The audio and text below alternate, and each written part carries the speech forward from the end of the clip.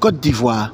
Abidjan Cocody le vendredi 21 juin 2024 s'est tenue la 3e session ordinaire du Conseil des gouverneurs du Fonds de solidarité africain.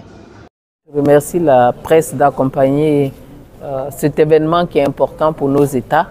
Comme vous le savez, le Fonds de solidarité africain est un fonds de développement qui garantit les prêts dans nos États. C'est un fonds de solidarité qui comprend 23 États membres à ce jour, avant le Conseil, jusqu'à son élargissement à 2 nouveaux pays, le Maroc et la Sierra Leone. Je voudrais vous dire que la réunion d'aujourd'hui, c'est un conseil des gouverneurs ordinaires, donc avec les gouverneurs des 23 pays, représentés en présentiel au niveau de 7 États quand on compte la Côte d'Ivoire, mais également avec 5 ou 6 autres États qui étaient connectés en ligne. En fait, on avait 12 ministres de l'économie, des finances, de la planification qui ont assisté en présentiel à notre conseil et les autres se sont fait représenter à des hauts niveaux en présentiel ici même à Abidjan. Un conseil ordinaire, nous avons adopté les comptes de l'institution pour l'exercice clos au 31 décembre 2023.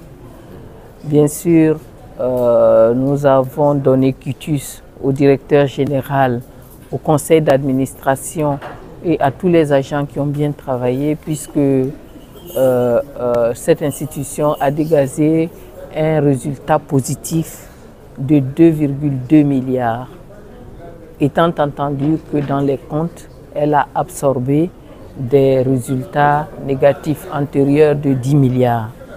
Donc c'est beaucoup de ressources qui ont été générées et nous avons félicité la direction générale, le conseil d'administration pour ces bons résultats. Nous avons noté surtout que le Fonds de solidarité africain est monté en puissance dans l'accompagnement de nos États avec des interventions qui sont montées jusqu'à 800 milliards de francs CFA au titre de l'exercice clos au 23 de l'exercice clos au 30 décembre 2023. C'est des niveaux importants d'intervention, surtout dans des pays où nos entreprises ont du mal à accéder au financement. Bien sûr, nous avons encouragé le directeur général à faire plus, à faire davantage et surtout à élargir davantage cette intervention à tous les États membres.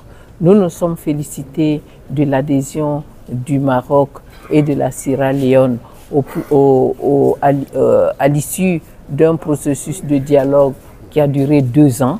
Il y a 6 autres pays qui ont demandé à adhérer et nous avons encouragé le directeur général à accélérer leur processus d'adhésion et surtout à faire en sorte que cette institution qui est aujourd'hui observateur de l'Union africaine puisse entraîner l'ensemble des pays du continent pour lui donner la chance donc d'accéder plus facilement au titre d'institution spécialisée de l'Union africaine.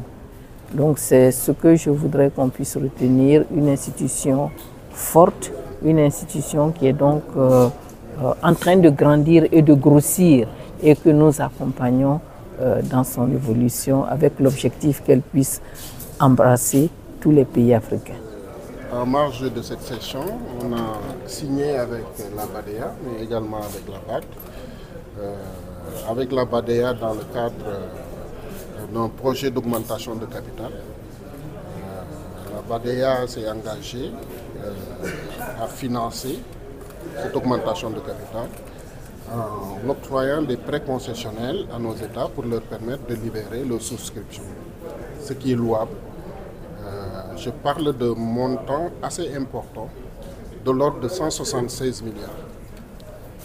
Cette augmentation de capital va faire du Fonds de solidarité africain le fonds le mieux capitalisé d'Afrique. Ça aura naturellement un impact sur notre notation internationale, notation financière, vous n'êtes pas sans savoir qu'on est noté par Moody's. Ça, c'est un aspect. Ça va également accroître notre capacité à lever des fonds sur les marchés internationaux, accroître notre capacité également à octroyer des garanties, ce qui est notre cœur de métier.